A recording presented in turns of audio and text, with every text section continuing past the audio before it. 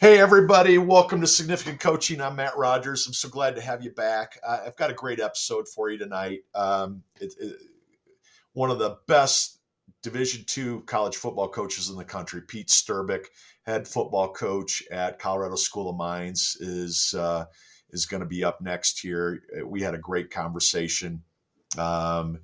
And let me tell you something, Pete Sterbick can flat out coach. And not only can he coach, this guy is an offensive guru, but he is doing it the right way. And I'm going to get into that a little bit here. And you're definitely going to hear that. You're going to hear what a championship coach, what a significant coach sounds like here in a little bit. Before I get into that, I'm going to talk a little bit about my coaching. My team won last night. We're 4-0. In our league. We're in first place in our league after a really tough non-conference season where we kind of got beat up a little bit. But that non-conference season, I always hope will get us ready for the core of your season is your conference season, and it has. We're playing better basketball. We're doing good things. I'm still struggling to get my seniors to buy in to what we're trying to do. They're great kids. I mean, top to bottom. I have 6 unbelievably good seniors.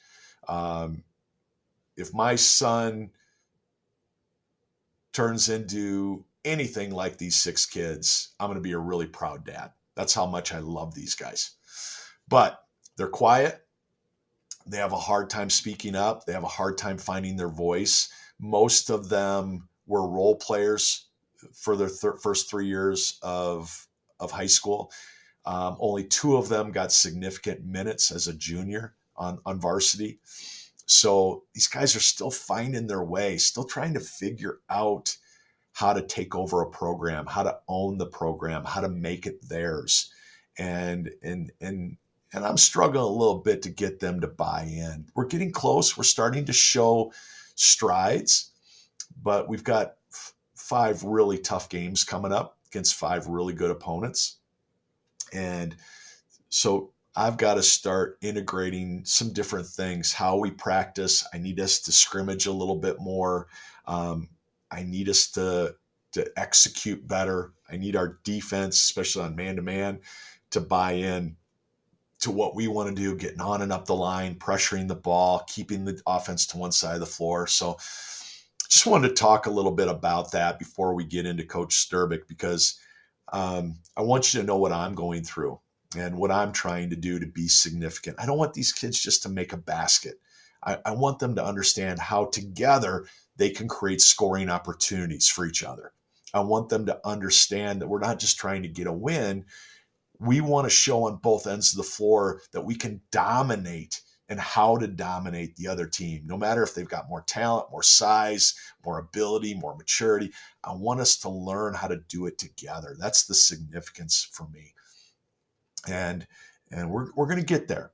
You know, this is the time of year I want to start seeing a little bit of peak, and we're starting to do it, but we've got to get a little bit more out of our bench. We've got to get a little bit more vocality out of our seniors, and I'm looking forward to that. So, but it was fun. It was a fun game last night. Played a team that's lost a lot of seniors last year, and they're a little rough. But man, the team that we played last night really worked hard to get back in the game, never quit, and it was good for my boys to see that. You know, we were up by 25, 30 points at one point, and the other team just never gave in. They battled throughout the whole game and got it down to 11 at one point, and never let us just walk away with it. So it was good for my bench to be able to play a lot of minutes and understand they've got to be more consistent. So that was all good. But I want to get you to Coach Pete Sterbick. I want to tell you a little bit about Pete.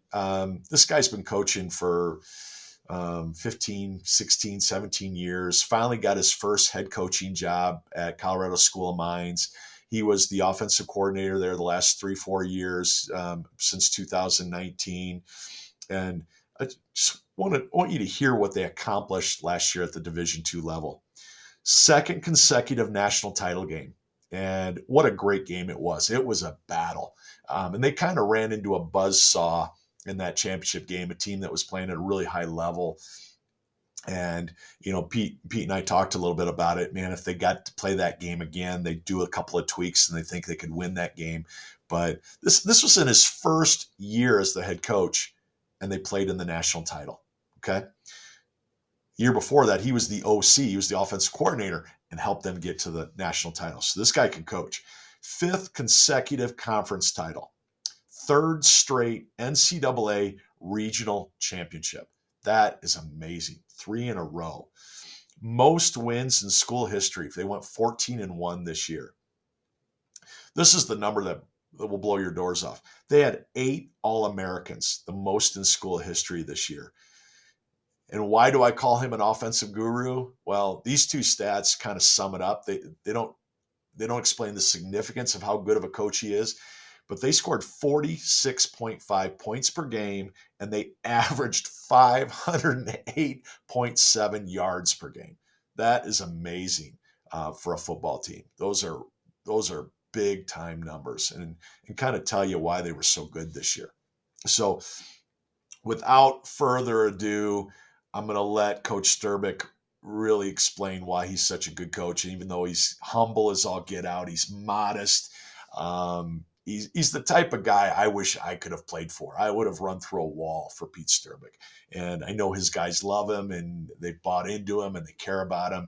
And I guarantee you're going to hear that. So here he is, head football coach, Colorado School of Mines, Pete Sterbick.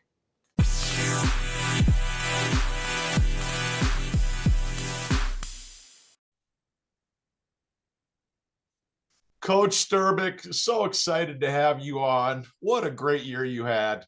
I mean, watching your team play there at the end and breaking the school record for wins. What an impressive start to your tenure at Mines. Thanks. It was a pretty special year and great group of kids and really tough ending. Sometimes just because it's over, but the way it ended was tough, especially with the type of run that we had and what we had poured into it. But really grateful. Well, you should be really proud. It's one thing to build the program you guys have built over the last 4 or 5 years, but to keep it going and to continue to get to that level is pretty amazing. When you came in, and I know you're like all great coaches, your mindset, we're going to win it all. When you looked at what you lost last year from the team that played in that national title, what did you think about this group coming back? I mean, we were really optimistic. We had more back than people kind of realized, because the 2022 team, we had a lot of guys listed as seniors because they were academically, and a lot of them were 5th-year guys, but we had 17 guys come back for their 6th year. Not even counting our quarterback, who was pretty prolific. He had a 5th year left to take. And we had a couple offensive linemen that were the same way. It was a little bit hidden. So we were pretty optimistic. We really felt like we could make another run at it. We felt like we could get off to a better start because we really had the same schedule, just flipped on his home and away games and away and home games and all that. But, because we started 0-2 in 2022. And that was kind of our focus, was like, hey, let's, when I took over, it was like, hey, one thing, the mission hasn't changed, but man, let's get off to a better start. There's no reason we got to go 0-2 and win 13 straight to get to the title game. And so that was one thing that was a little bit different, was kind of realizing what we really were capable of. So we were honestly really optimistic. That's great. And it shows. I want to talk to you a little bit about leadership. I know you had this great group of seniors. You had some 23, 24-year-old kids in your program. Yeah. Talk to me about what you do with them from a leadership standpoint for them to really own the program and own what you're doing. What does that look like? And not so much in August, September, October, November. What does that look like now? What does that look like in January, February, and March as you're trying to create that leadership, trying to give them that ownership? Well, the first thing it starts with is our strength coach. He's really running the show at this time of year, starting on Monday, coming up here on the 22nd. We'll get rolling with our iron season, we call it. But it's just, this whole program, and I wasn't here with Bob Stitt. It very well could have been the same, but I did get hired by Greg Brandon, and this is really a coach fed, player led. He used to say that all the time. Like, our players really lead this program. We tell them that, we try to empower them and reinforce them that this is their program and their experience.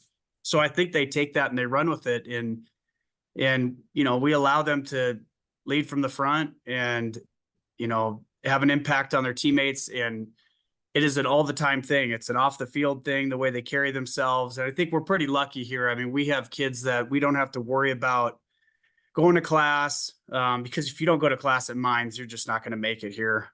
So that kind of breeds itself in that way. And then, as far as off the field issues, we just don't have them. Knock on wood. Our kids are phenomenal that way, as far as how they carry themselves, the way they treat people, keeping the locker room clean, keeping our facilities clean, the way they look when they show up to events. And, a lot of it's really just driven by our guys, the type of kids that we recruit, and then you get through the off season, you get to fall camp. And, when I first got hired in January of 19, I could tell our guys were close and that there was good leadership, but I couldn't identify the dynamic. Like, what is the reason? And then our guys would start talking to the team, the seniors in fall camp in August, and they would talk about how hard it was up on the hill at class, and lean on each other and to support each other and to reach out for help. And, you walk into our locker room during the school year, and it's got to be one of the only locker rooms where guys are in there studying all the time. Like, there's guys in there studying, and it dawned on me, like, that's why we're so tight. Like, when they come down from class, it's like a break for them. It's like recess, because it's really hard to go to school here. And it's like football's like a break, and they just have a blast. And so I think that kind of cultivates an even stronger love for the game than they might already have. And the fact that they're going through all of this together, calc, chem, physics, even just the baseline classes are really difficult, and that they have to just lean on each other for that support. I think that all ends up evolving into great leadership. And, hazing obviously is a big, topic that's popped up with some programs in the last couple of years. Our guys treat the younger guys phenomenally. Like, they welcome them, they take care of them. It makes people want to be here. It makes them feel a part of it, even if they're a first year guy that's a scout teamer. Our guys do a great job of that. So from top to bottom, there's a lot of buy-in and ownership of the program. And so, Coach Moore did it. I've done it since Coach Moore left. We got it from GB, as far as just this program's got to be about the players. And so I think that all that leads to just these guys feeling empowered and being at the forefront of what we're doing. It just inspires me, Coach, to hear you talk that way. and I wanted to talk to you for some very selfish reasons too. I coach at Devlin High School in Northern Colorado, or Northern Denver. And we've had for 4 straight years, we've led the state of Colorado, all the high schools in ACT, SAT scores. So awesome. What you're doing at Mines, I don't think people understand how hard it is to do what you do, just to be a 500 team with your academic requirements, your admissions requirements, and then what you have to do to bring in those kids that can handle not just the engineering part of it, but engineering and football and the balance of that. Talk a little bit about what you do from the academic side to make sure your kids have that balance.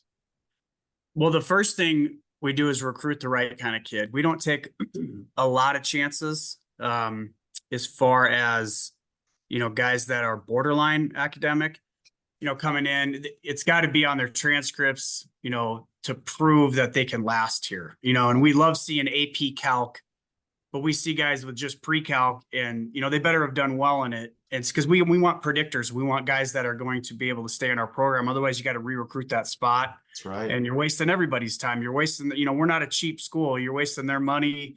We don't want to do that. So we make sure we bring guys in that can project and that can last here. So that's the first thing we do. And, we monitor them when they're here. One of our coaches is in charge of academics, and we have a good tie-in with our director of compliance, and, midterms, and just spotlighting guys even early, if there is a kid that we are like, well, he got a B- in pre-calc, and we were able to get him in because he did well on everything else, and his ACT score was high. But we still want to spotlight him. We definitely make sure, they're definitely not on their own. We try to encourage them to ask for help. I mean, and that's the one good thing is a lot of our best tutors are on our team. Right. So it's Right. easier That's for them to, fantastic. yeah. And so sometimes I think that can be easier for a kid to ask his buddy who might be 2 lockers over for help. But then we have, the Center for Academic Student Assistance available for, maybe they don't want to do it with a teammate. Maybe they need somebody they don't know. Maybe they're more comfortable with that route. So we definitely provide tutors for them and just give them avenues to search that they can try to get right and stay right in class. And, as guys go along, obviously, I mean, this place is all about what's going to be after college. Right. Right. Most of our players have job offers before they ever graduate because the internships are so prominent and they get involved in interview process at career days. And I mean, the career fair is amazing here. So that's what it's all about. So I think the motivation factor, because the job market's so good for our students, I think that's really important. And it definitely helps them push through these hard classes. But we definitely try to spotlight the kids that need it. And there's some guys that it's incredible. I mean, a lot of our guys, I think we had 43 guys over a 3.6 this last fall semester. That's amazing. It's unheard of, Coach. I know, it's pretty good. It's not like our curriculum's easy and they're they're getting 3.6s in classes like I took in college. So I mean, it's pretty incredible. But yeah, you hope guys will communicate with you if they need help, that they don't get behind, stuck behind the 8 ball, and that they're not being honest with you. We just really try to be communicative with them about it, and hopefully they're that way with us because we want them to be here for the full 4 or 5 years. That's fantastic. Just love to hear that. So, and it's impressive that you have the forethought. This is how we have to recruit. We're going to recruit this way. Yeah. We're not going to cut corners. But then to get those kids in the door and then to see them maintaining or even excelling in the classroom, that's really impressive. I want to dive into recruiting because that's really what my world has become. And I work with so many young people all over the country and internationally. And I think anytime a 15, 16, 17-year-old gets to hear the messaging of somebody like you about what you're looking for, I think it can change the next 20 years of their life.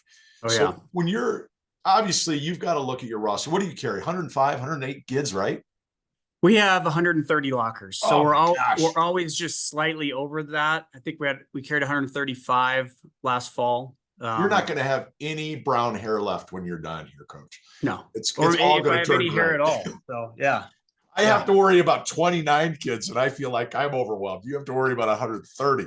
All right. So talk to me about, are there priorities for you when you're talking to your assistants and you're sending them out on the road and you're having these conversations and you're watching film?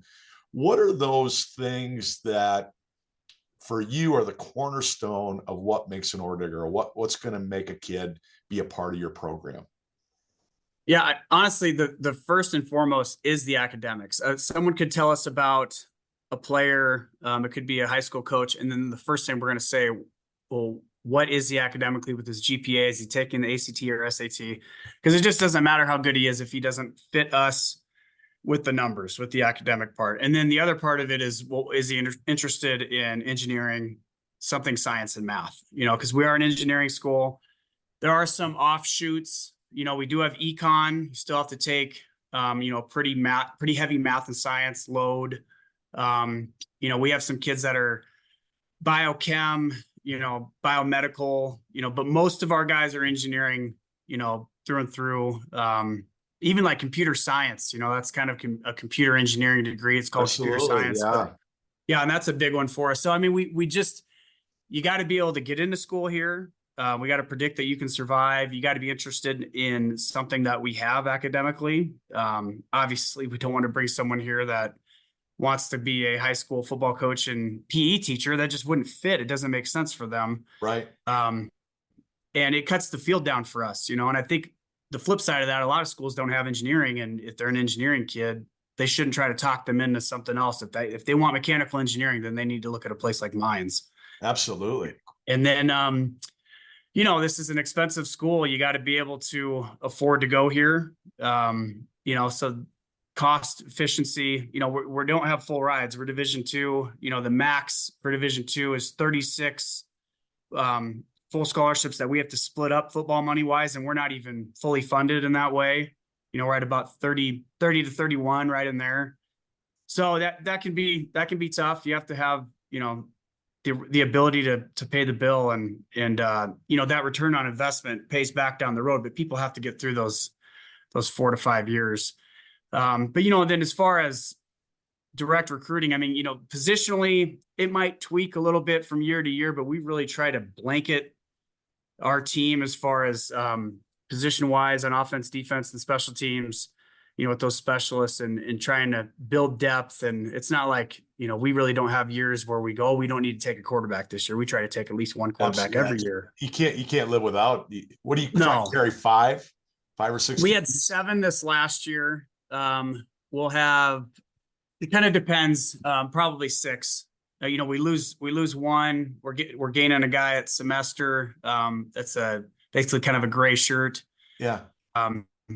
There might be some positional change with a couple guys. We did move one to safety. We got one coming in for this next go round. So probably 6 or 7. I don't really want more than that. But I think in 2021 we had 4. So I was a little bit nervous. We had our 2 veterans, and then we had 2 true freshmen. And it just worked out that way. So, 6 is a good number just for practice wise and arms and, not wearing out. Absolutely. Just throwing routes on air, even something as simple as that. But yeah, we try to, like offense, defensive line, those are high combat positions. Guys are going to get beat up. Yeah. You got to make sure you have the depth. We definitely like to be over 20 offensive linemen. We had a year, I think we signed 3 or 4, and the next year we had to make sure we got 6 or 7. Right. Try to fill, but you're always taking guys at the spot. Sometimes the numbers specifically will change, but we're always trying to, cover ourselves and make sure the depth part is there for us in every recruiting class. On average, what will you play in a game? How many kids will see the field when you look at your 3 levels? Geez, that's a good question. We have a good way to think about it is like for our RMAC travel roster, we can travel 65, and we'll probably play, close to 60. I mean, you almost have to anymore, don't you? Yeah, you do. And your third quarterback's probably not going to get in. Sometimes your backup doesn't get in. And there's a couple of those kind of not fringe guy. I don't want to say it in a negative way, but guys that aren't necessarily in your rotation that might not get into a game. Right. But we've been fortunate to get up on some teams and really cycle through some players. So we'll definitely get into, the high 50s on that. Will you carry for that 65? Will you carry some of those specialists? Will you carry an extra kicker? Will you carry an extra long snapper? Or is that? Yeah, that's a really good question. Is that too challenging to even figure out? It can be really challenging. So this year we had a designated long snapper. He's great. He's coming back for his 5th. Nice. That's next fall. So we had a long snapper that just long snaps. We had a kicker that just place kicked. We had a kickoff guy that just kicked off, and we had a punter that just punted. But the place kicker could kick off. The kicker could be a place kicker, and he could also punt. So we kind of had some natural. We had some natural depth that way. Nice. And then that changed when we went to the playoffs and we realized, we had to cut it down to 58. That's 7 less than we were traveling. Right. So that was one of the spots we ended up cutting. Our kickoff guy was kind of our odd man out, even though he was a veteran. And he ended up kicking in the national championship, ironically, because our place kicker got hurt.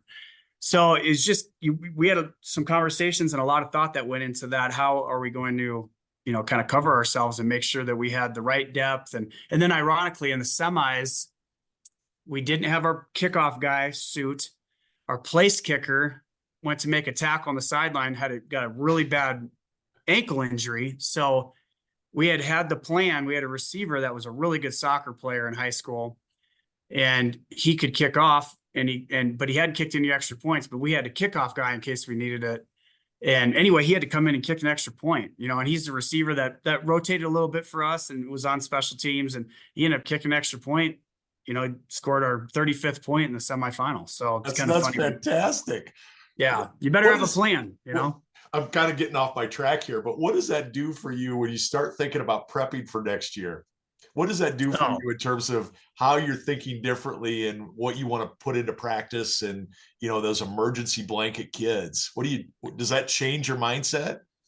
Yeah. I mean, you have to have a plan. You don't want to be an idiot about it. You don't have to have a sixth string long snapper, but right. No matter what the season you're in, it is hard not to think ahead to the next season, and then from anywhere from there back, like, the next week, the next home game, the next away game, and just having these contingency plans on what you're going to do if you get in those situations. And then, God, for next year, who would this guy be? Or, right. Cause I mean, our place kicker and our kickoff guy are both gone. Our punter's back, so we have Matt Ike from Broomfield, who redshirted this year, and he actually started as a true freshman. So he's it is funny. You get into those plans and it's like, well, we want to make sure we keep redshirting Matt. So we better get Sean Roberts, kicking off a little bit and just, you have to be open-minded about that, or you could get in a situation where you put yourself in a bad spot. So you always have to be thinking about those plans. I don't think families have any idea how many balls you have up in the air at one time. Oh yeah, it's crazy. Nuts. It is for sure. All right, I'm gonna go back to recruiting because you've given me some great nuggets here, but I want to talk about character. Obviously, the kids have to have the academics. You got to be smart about, can they get an academic scholarship? Is there financial aid there for them? Money is always an issue for small college coaches. So, but at the end of the day, you've talked so eloquently about the character that you have in your life. Oh yeah. And the leadership you have, and how important it is getting the right kids into your school, because it's very specific. If there's 10,000 really good high school football players right now, you might only be able to get 500 of those kids in the door. You know what I mean? You're not at that school where you can recruit all 10,000 of those kids. That's right. But you also can't cut corners in terms of character. So when your staff is talking to a kid, you find a kid that's got all those boxes checked, and now it comes down to the character. What are you looking for on your roster? Well, we want a guy that's blue collar, that can put the work in. And that's one of the things with the academic side of things. You can't just be smart. People ask, what does it take to make it at Mines? And you have to work. I mean, we get some kids that things come really naturally to them, but most of them have to put in a certain level of work, have to get their butt out of bed, go to class, make sure that they're doing everything they can to pass their classes, sometimes just pass them, and then we have really competitive guys that they're grinding and putting through because they want to get A's, and I love those kids. It's not just, they're not just surviving, they're thriving. But you got to have guys that are willing to put in the work, and a lot of that's being uncomfortable. I mean, these classes aren't fun, and I think at a certain point they do become that way, especially when you get really into your major. But initially, I think it's really hard for these guys, and they got to just get used to being uncomfortable and putting that work in. And then that always carries down to the football field. If guys are willing to work hard in the classroom, it seems like they're usually working pretty hard in the weight room and on the field and all the things that we're doing. And in the character part of it, what we try to find, we find these kids, most of our guys that we end up signing, we get going on them in April and May. And, getting them on the phone after we find out, that they're a Mines guy academically and, football wise and all that. And then getting them to come to Golden to camp so we can be around them, so we can talk to them and engage with them and really find out, we have a lot of really analytical kids, and not everybody is extremely social. Right. And that's okay. Quarterback wise, they need to be able to talk, but the rest of the positions, it's okay if they're a little bit more of an introvert, and a lot of our kids are, but they've got to be responsive. We want to get the relationship going, start to learn about them, meet their parents when they come to camp, get them back to campus for a game day, so they can see our environment, so we can see them again. And there's some situations where we get into where it's like, wow, this kid is really difficult to talk to. I don't know if he's even interested in us. He's not responsive. But then when he is, he seems like so we got to be careful on taking kids that because it works both ways. We've got to be able to take kids that are interested in us, that we're not doing all the work, that they're at least holding up their part of it where they're communicative and showing us that they want to be here. Cause it's definitely a two-way street, but we try to get the character part. We try to figure that out kind of early at like a baseline. And then it's got to develop where we feel like we have a relationship with them and that we have a good feel on what they are as a person and knowing about their families and that kind of thing. Then by the time they get here, like this point right now, the middle of January, we had a visit weekend last weekend. We got one coming up starting tomorrow. And it's almost in some ways like a little bit of a celebration for these families to come back. They feel like they know us. They've been around us. You take that next step. A lot of, about half the kids on each of the weekend have been committed. So that's exciting. That's and then really exciting. Really close on a bunch of other kids. We'll have a couple kids that we just found out about that maybe coaches thought were a higher level than us. But most of our guys, we've gotten the relationship started. So by this point, we definitely feel like we could just call them Mines guys, like that's a Mines guy, and then, then they end up getting here and kind of falling in line with what we do. And that's, like I said at the beginning, that's kind of run by our current players. And if guys don't mesh well that way, right away, they usually kind of conform and figure it out because we got great leadership and we got great character kids that are already here. So a lot of it's just a feel thing on us, personally, the guy that's recruiting him and me as the head coach, when we meet him at camp, can we vibe with them? Do they seem like our type of kid? Who do they remind us of? And that it's not like we've had, there's this list of kids that we've decided to not go on because they seem like not our kind of kid. That doesn't seem to happen a lot. But we're definitely looking for it. We definitely want that relationship part of it to be there. It says a lot about your culture that kids are finding you that know that that's the culture they want and that's the culture they need. Yeah. That says a lot about the vibe that you're putting out. This is who we're going to be. You're either part of it or this isn't the place for you. And you're honest. Yeah. That's great. This is a quick question because I'm really intrigued by this from a football standpoint. You're going to bring in what, 25, 30 kids every year minimum? Yeah.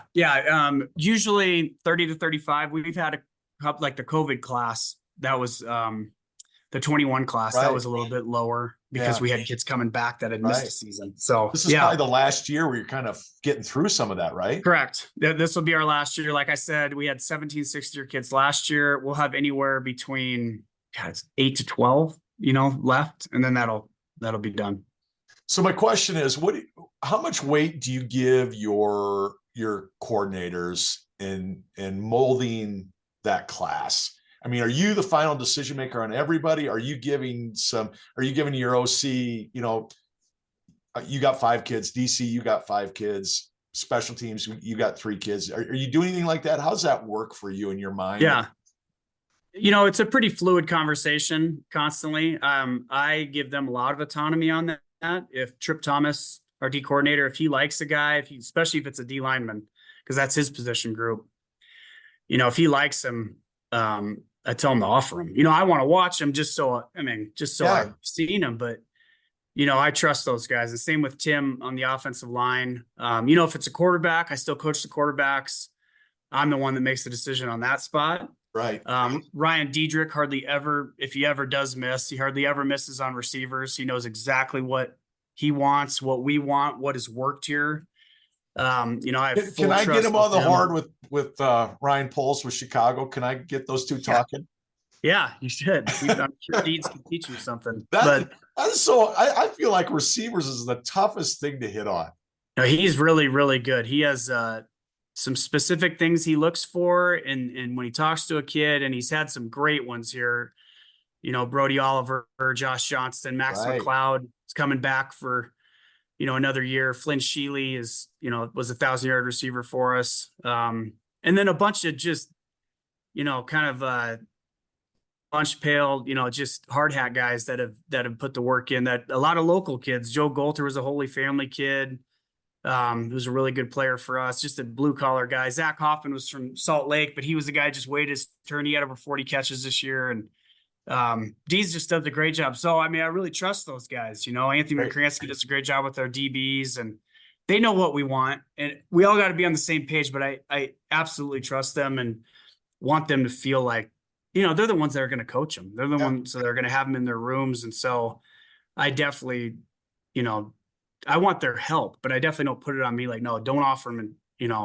Or I want to make sure that I want to offer them. It's us. It's a team effort for sure. Well, it's everything you've talked about from the beginning. It's you're creating a program that everybody's got ownership, and if you never give them the chance to have that ownership, they never take it. They never get better at it. No, and the other thing is, I don't think guys want to stay somewhere that's like that. Right.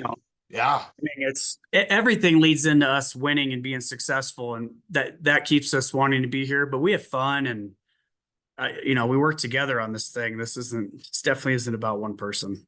That's great. I love that. There's a couple of things that I get asked about from families all the time, no matter where I'm at. And the first one is the portal. Yeah. Where does the portal fit into your recruitment, and how do you look at it? How do you guys attack the portal? Yeah, by need. If we have, whatever positionally we feel like we need a spot, if we're devoid of experience level, some veteran presence, then we'll get into the portal and potentially try to find somebody. We're definitely not going to live in there. I mean, we're just going to take a look. And we had Noah Roper from Dartmouth, who was an Erie, Colorado kid. He ended up transferring here this last fall and had 960 yards, and he had a great season for us. And that was a need spot. We lost Mike Zeman. We felt like we had some good talent coming back, but he was a guy that we were like, not only could we use a guy, but he fits. He was an Ivy League kid, and he's a local kid. I mean, there's all those things. The boxes were checked, and he was just a phenomenal part of our culture and our team. I mean, it was like, God, it doesn't even seem like he just got here. I wish he had another year. He was a great one for us. So we're trying to find the right kid, usually high academic background as far as, an Ivy type of situation. But yeah, I mean, it's definitely something where we'll take a look at a kid. We fortunately haven't had anybody jump in the portal. I'm sure it'll happen at some point. But we don't have anybody leaving us, which is great. So we can really just look at it as bringing people in. Why would they? I mean, you guys you're succeeding, you're winning. Yeah. You got a culture where the kids love each other. They're getting a world-class education. I mean, it's hard to find all those. I mean, talk about checking boxes. It's hard to find a school that checks all the boxes like mine does. It is. And I think, we have some guys that are, we had 24 NFL teams come through to look at our guys. Cause that would be one thing someone would say, well, what about a, opportunity at the next level after college? But they're getting looked at here. I mean, we had just about every team come through, and it's not like, they're hidden that way. I mean, the Broncos, I think they came, obviously they're the local team. I think they came, 4 or 5 times to practice, and we're in touch with those people quite a bit. So, I mean, it's not like, well, yeah, go somewhere else because of that, because even if they make it or not, you're still leaving money on the table with not finishing your degree here. So absolutely. Yeah, I mean, I'm pretty biased, but I think there's a lot of great things about being here, even the chance to go to the next level. I don't know how much you have to deal with this, but I want to talk to you a little bit about NIL. Are you having those conversations with your AD? Is the booster club involved? Are you guys talking NIL at all? Are families coming to you and asking you those questions? I'm just intrigued by at the D2 level, what you're seeing with that. Yeah, it's ironic you asked that. So, because we are starting to get going on some of those things, more just amongst our staff. There's some conversations I'll have with our AD, trying to get a collective going, just to kind of stay ahead of it. We haven't had anybody really approach us about it. We're not, like I said, we're not fully funded scholarship wise. So part of it that we do raise to supplement part of that scholarships, and what we raise gets us up to the 31 or so. Right. So it's not like we're at 31 from the school and we fill in the gap with raising money. We're already raising money to supplement some of that. So that can be difficult, I think, for a school that's not fully funded, because the money you're bringing in, if you're putting it in one place, then it's not going another. So it's just we're trying to feel it out to find, what do we need to do? Because we're not going to do it just to do it. I know some Division II programs, are trying to get to a $3 million amount in their collective. So basically they can have 150,000 a year roughly just based off the interest. So it's endowed. Exactly. But those schools are fully funded, so they're not Right. raising money for scholarships. That's So right. it's a little bit unique, I think, to each institution. And then our guys don't come here because of that. They come here because of the degree. We're winning at a high level. Obviously, we got to do it again. 2023's last year. So, That's right. we got to keep turning the page and trying to make the run again and keep that being the reason people are coming here. But the academics are the same. That part sells itself. And that's the main reason, people are coming here. So it's a little bit different answer probably from school to school. And we're just trying to feel out and see where we need to fit within that and then try to be ready to see, what we need to do with the collective and be ready to use the NIL to our advantage. That's great. That's great. It's such a crazy world, and It's bizarre. Yeah. I feel like we're at just like 1% of what NIL is going to be in 10 years from now. I don't even know if it's going to be there in 10 years, but I know there's so much madness in how it's being dealt with right now at every school. It's unique and different. So just wanted to get your thoughts on that. Yeah. You and I talked early on, before we hopped on. I was a small school college coach for 13 years, and I've spent my career at small colleges, D2, D3, NAIA. Would you see a guy like Kalen DeBoer do what he did from NAIA to Washington, now going to Alabama? Mm-hmm. Does that do anything for your brain? Does that inspire you? Does that motivate you to see somebody like, a guy just like you and me? It's been coaching his whole life at lower levels, and now he's got the chance. He's got the crown jewel. What does that do for you when you see that? It's exciting. I met Kalen a long time ago because he's a Sioux Falls guy and I was at Augustana. Right. And then his co-D coordinator at Washington was Chuck Morrell, who was our head coach at Montana Tech when I was offensive coordinator there.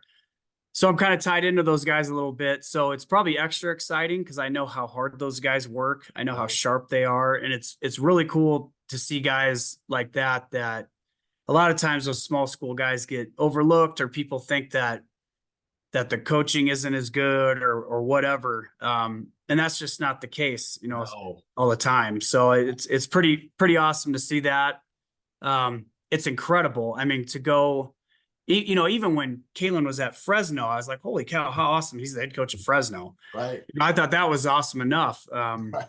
And then all of a sudden he's at UW and they go to the national title game. And, then he's at the place of all places, That's right. Alabama's that, to me is the top. So it's pretty incredible. It's amazing to see. And then Kalen's just so humble. He's the same guy as, I don't even exactly remember the first time I met him. I just have kind of known him for a while, and you see him on TV and he's the same person, and he was at Eastern Michigan as the offensive coordinator in 2015. And he came to talk to our team. We were in the second round of the playoffs in the quarterfinals when I was at Montana Tech, and we were playing St. Francis in Fort Wayne, Indiana. And he drove down and talked to our team. And I thought that was big time. You got the OC from Eastern Michigan coming down to talk to us. And that was pretty cool, but God, now he's at the highest of the high level, and it's exciting for him. And it's neat to see. I'm glad his stories followed him, that people know, holy cow, this guy went 67-3. Yeah. 56-1 in their last 4 years, at Sioux Falls, and what he's doing now. It's amazing. Well, Pete, I brought him up because I see so much of you and him and you, watching you on the sidelines. I've watched a couple videos of you and just watching your team play. There's a lot of overlap there, and I just get excited. I'm a basketball coach, so for me, the fact that Greg Popovich and Westhead were two of my mentors. They coached in my D3 league when I was a young D3 coach. Jeez, that's cool. Those guys went from a D3 coach to two of the best NBA coaches ever. So when I see somebody like Kalen, I see what you're doing. I want parents to understand that it doesn't matter what level you're at. The coaching is phenomenal. And what you're doing at Mines is just, it's world class. And I know you took over a program that you've been for a while, and it's had great success. But I don't think people understand how hard it is to take over a program, whether it's at the bottom, at the middle, or the top, and get it right back to where you got it this year. How hard that is. So it's just really impressive. And I don't want to lose you at the Mines. I'm a Colorado guy, so I want you there forever, and I want to be cheering for you forever. But I just want you to know I see a lot of what Kalen's doing and you and how you're running this program. Now, I appreciate it. My pleasure. I've got a very personal question for you because I'm a Chicago Bears fan. Okay. And I know you're an offensive guru and I love the way you coach offense. I just love it. All right. So if Ryan Poles comes to you tomorrow and says, hey, what should we be doing with Justin Fields? Because you just coached one of the top quarterbacks in the country, that's kind of a dual threat guy. Mm-hmm. What do you see when you watch Justin Fields play? Is he an NFL guy? Is he the top 10 capability, or do you see that there's some weaknesses there you don't know if it's going to be able to get fixed? Man, it's a hard answer. Because you still, even if you coach, I mean, you only spend so much time digging into them. And I do pay attention to the NFL and follow him. I mean, he's immensely talented, and he's had these games where, I mean, I think he had a game where he at least started off like 22 or 24. Right. Like, there's something there. And, the weird thing to me was when it came out during the season, and he said, he kind of talked about his progressions and how he wasn't confident in what they're asking him to do. Right. And it's incredibly hard for a quarterback to feel like he can be successful if he's not really on the same page. So I don't know what the best answer is to that. He obviously has a great skill set and he's got tools, and he can, I think he ran in the 4.4s when he, at the combine, and which is incredible.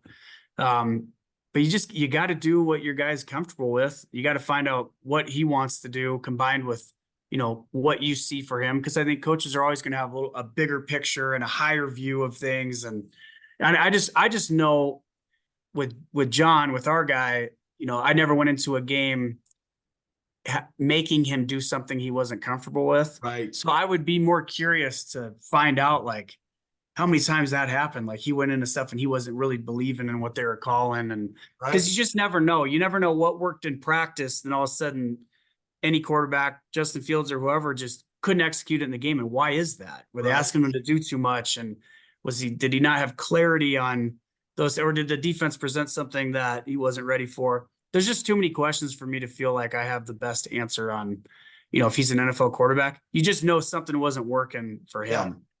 That's the biggest thing. I'm just I'm one of those coaches. I have a huge ego. I look at every kid with talent and go, I can get it. Mm-hmm. I don't think you can be a head coach without looking at your talent and go, I can get them better.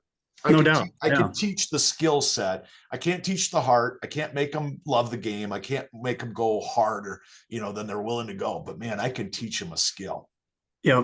And I feel like Justin is one of those kids that he's been put in a cage, and I think he's a dog. I think he needs to run. I think he needs to throw. I think he needs to, he needs to open it up. So I appreciate you giving me your opinion, because those are the things I wanted to hear, Well, you know what I wonder, if he played in an offense like Monken has with Lamar Jackson with the Ravens, right? The way they use him, right? There's some similarities, or even, Josh Allen at Buffalo, even though Josh is a little bit more of a physical runner who has, decent speed, just the way that they allow him to play, if he would thrive more, I don't know. I don't know. It's not so much a Chicago Bear thing for me. It's just, it's a coaching kids thing. Yeah. Oh yeah. Yeah. I hate to call him a kid. He's 24 years old, but I do the same thing. Yeah. It's just, I want to see a kid like him. I love what Lamar's doing in Baltimore. I love that Josh is kind of broken free here and starting to play a little bit in Buffalo. Oh yeah. Yeah. Just looking at your kids, it just feels like you've put them in a place when I watch your team play, you put them in a place to excel. They're finding the best version of themselves. And that's what we want. We literally tell them that we want them to become the best version of themselves. And that gets me so excited when I watch any coach do that. And you watch your team for a possession or two, and it's like, oh yeah, these kids love playing. They love being in that situation that you're putting them in. So Yeah. Coach, it has been an honor talking to you. I've had so much fun getting to know you, and I hope we get to talk down the road. But I know Mines is in great hands. They're lucky to have you, and your kids are lucky to have you. And anything I can do for you or the program moving forward, you got me. I'm a big fan. Thanks a lot. Appreciate you having me on. It's awesome. Yeah. Thanks, Coach. Have a great one. Good luck the rest of the year. Thanks a lot. What a fun conversation that was. Um, Coach is all that you would hope he is. When you look at a coach that's competing for national championships, you hope that he's someone that cares greatly about the kids first. You hope that he cares about their future.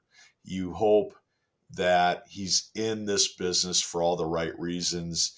And man, am I a big fan of Pete Sterbick after that conversation. Just a great, great coach. So I want to drop a couple things on you guys if you were paying attention, a couple things that I think a lot of people can take with them, parents, families, coaches. I loved when he said, I want kids that are used to being uncomfortable. And in context, you might, if you're not a non-athlete or a non-coach, you might go, well, why do you want people that are uncomfortable? Well, what he's trying to say is he wants kids that understand that to get to where you want to be great, to be significant, to be successful, it takes putting yourself in positions to be uncomfortable. You got to work long hours. You got to study. You got to put time into your body and your agility. You gotta understand that people are going to be drawn to you and people are going to be critical of you. So you've got to be used to being uncomfortable. And he wants to recruit those kids that understand, to get where I want to go, to really get to that highest level, I'm going to have to do some things that the average person won't do. And I really love how he said that. I love the phrase early on that he talked about coach fed, player led. Love that. I'm going to use that with my guys this week. Coaches feed the program, they teach, they mentor, they inspire. But at the end of the day, to win, like Colorado School of Mines football is doing, it takes the player-led program. And I thought that was great too. So to have a guy that's taken over a really good program and is making it even better. He's got 130 kids. He's got 43 of those kids that have a GPA over 3.6. Wow, just wow. So hope you enjoyed that conversation with a world-class college football coach as much as I did. Great things are ahead for Coach Sterbick, and I'm going to be following everything he does. So for all of you that have been following, hope this was another great one for you. Please make sure you subscribe. If you got anything to say, you've got any questions, you got any feedback, please email me, leave me a voicemail, which you can see at the bottom of the podcast as well. And I've got some great coaches coming, man. Are we going to have some more fun conversations? But this was a really good one. And I'm excited for all of you to hear it. So have a great one. Take care and continue to look for that significance in your coaching. Bye-bye.